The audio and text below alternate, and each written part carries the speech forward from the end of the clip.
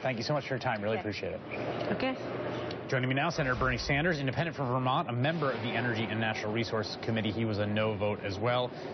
Senator, the writing's on the wall, even though your side was triumphant today. The new Congress has a lot more Republicans. If they keep enough Democratic votes, which it seems they will, it looks like this might be passed, and Mitch McConnell's vowing to bring it up first thing. Well, I think you're right. I think it will be brought up. I think they have the votes to pass it. And it's absolutely imperative that the president veto it. And if he does veto it, I think we have the votes to sustain that veto.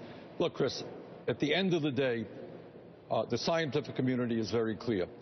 We have got to transform our energy system away from fossil fuel, move to energy efficiency, move to sustainable energy. The idea of encouraging and accelerating the production of some of the dirtiest oil on the planet is totally insane. It is exactly what we should not be doing. I'm glad it was defeated today, and I will do everything that I can to urge the president to veto this when it is likely passed in the next session. You know, you cite the scientific consensus on global warming and climate change. It's interesting to me, Mitch McConnell, a Senate minority leader, soon to be majority leader, when asked about climate change, likes to say he's not a scientist and sort of punt on it. But he had this to say about the Keystone XL pipeline today, citing scientists. Take a listen. Those who took a serious look at the science and the potential benefits reached the conclusion long ago. They understand that the whole drama over Keystone has been as protracted as it is unnecessary. We hope to turn the page on all of that today. So I learned from Senator McConnell today you can, in fact, cite scientists even if you are, in fact, not one yourself. You know, Chris, obviously, given my political views, I have strong disagreements with the Republicans on almost every issue. But I have to tell you, in all honesty, their refusal to accept what the scientific community is saying about climate change is an international embarrassment. It is extremely dangerous when you reject science.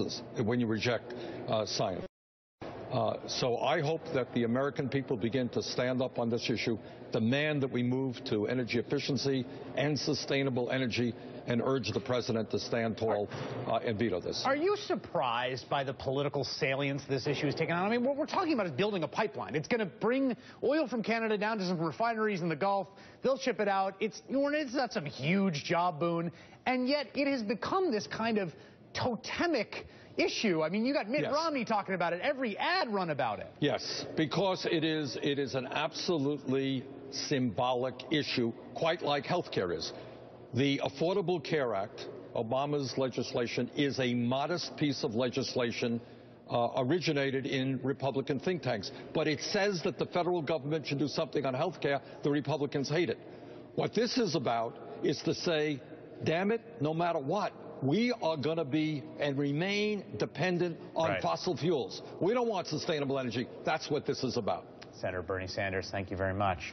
Joining me now, Lana Shore. She's energy reporter for Politico. She wrote up the bill for Politico today.